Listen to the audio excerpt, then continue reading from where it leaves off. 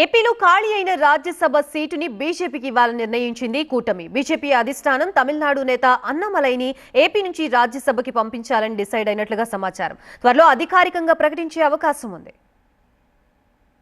ఇటీవల వైసీపీని వీడిన విజయసాయిరెడ్డి తన రాజ్యసభ పదవికి రాజీనామా చేశారు. దీంతో ఈ సీటు కూటమి వశమైంది. ఏపీలో ఖాళీ అయిన రాజ్యసభ స్థానం కూటమిలోని ఏ పార్టీకి కేటాయించాలి అన్న విషయంపై సుదీర్ఘ చర్చ జరిగింది. ఢిల్లీలో కేంద్ర హోంమంత్రి అమిత్ షాను కలిశారు ఆంధ్రప్రదేశ్ సీఎం చంద్రబాబు. రాజ్యసభ స్థానంపై చర్చించారు. చర్చల అనంతరం రాజ్యసభ స్థానాన్ని బీజేపీకి కేటాయించేందుకు టీడీపీ, జనసేన అంగీకరించాయి. రాజ్యసభ సీటు బీజేపీకి దక్కడంతో ఎవరిని ఎంపిక చెయ్యాలి అన్న దానిపై మంతనాలు జరుపుతోంది అధిష్టానం. బీజేపీ తమిళనాడు మాజీ అధ్యక్షుడు అన్నామలైని ఏపీ నుంచి రాజ్యసభకు పంపించాలని బీజేపీ యోచిస్తోంది. త్వరలో తమిళనాడులో ఎన్నికలుండడంతో అన్నామలై వైపే మొగ్గు చూపుతోంది హైకమాండ్.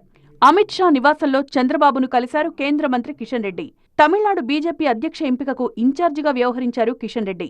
దీంతో అన్నామలైకి ఏపీ నుంచి రాజ్యసభ సీటు దాదాపుగా ఖరారైనట్టు ప్రచారం జరుగుతోంది.